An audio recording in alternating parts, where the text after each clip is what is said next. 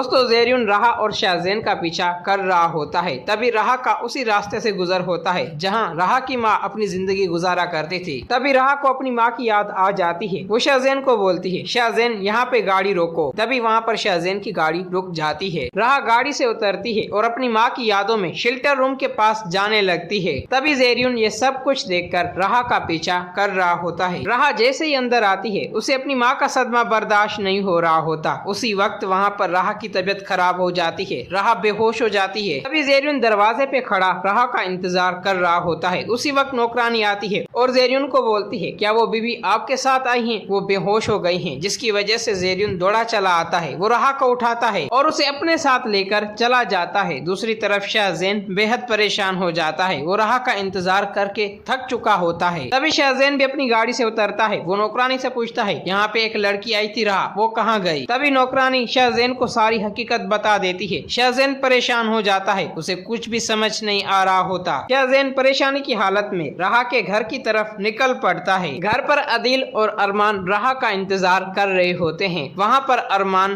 राहा के बाप को बोलता है, राहा अभी तक क्यों नहीं आई? वो इतनी देर तो नहीं करती। उसी वक्त दरवाजे पे दस्तक आती है। राहा का बाप जैसे ही दरवाजा खोलता है सामने शाहज़ैन खड़ा होता है। शाहज़ैन घबराया हुआ होता है और बोलता है, क्या अंकल राहा यहाँ पे आई है? तभी अरमान और अदील एक साथ आते हैं। राहा का बाप उसे बोलता है, बेटा वो तो तुम्हारे साथ थी। उसी वक्त वहाँ पर शाहज़ैन बोलता है, राहा को किसी ने किडनैप कर लिया है। तभी अरमान सब कुछ समझ जाता है। अरमान का सारा शक ज़ेरियुन और वसीम पे होता है। उसी वक्त अरमान अदील को लेकर वहाँ से निकल पड़ता है। वहाँ पर अदील बोलता है, अरमान आखिर तुम कहाँ चल रहे हो? जिसकी वजह से अरमान बोलता है, मुझे सब कुछ पता चल गया है, उन्होंने राहा को कहाँ छुपाए रखा है। उसी वक्त वहाँ पर अरमान को कॉल आती है। ज़ेरियुन का एड्रेस मिल जाता है। अरमान गुस्से में ज़ेरियुन के एड्रेस पर पहुँच जाता है। अरमान अदील और गार्ड को गाड़ी में छोड़कर खुद अंदर चला जाता है। जैसे ही वो अंदर आता है सामने राहा रस्सियों से बंधी होती है। अरमान आते ही राहा को छुड़ाने की कोशिश कर रहा होता है। तभी पीछे से ज़ेरियुन आता है और अरमान के बाजू में गोली मार देता है। जैसे ही अदील गोली की आवाज सुनता है वो अपने साथ पुलिस लेकर सीधा अंदर आ जाता है। अरमान वहाँ पर जख्मी हो जाता है। तभी पीछे से पुलिस आके ज़ेरियुन को अरेस्ट कर लेती है। अरमान उसी वक्त वहाँ पर बेहोश हो जाता है। अदील और राहा जल्दी से अरमान को लेकर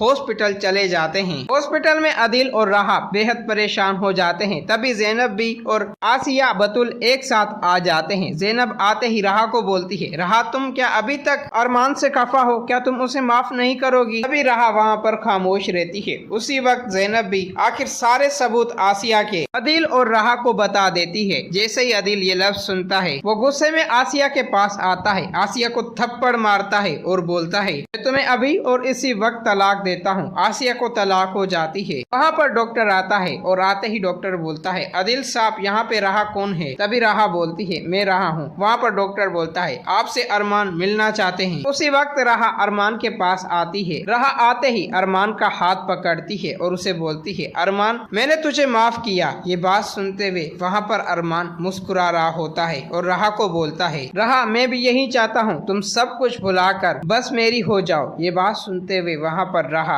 अरमान को हाँ बोल देती है। दोस्तों अगर आप लोगों को ये वीडियो अच्छी लगी है तो इस वीडियो को लाइक करें।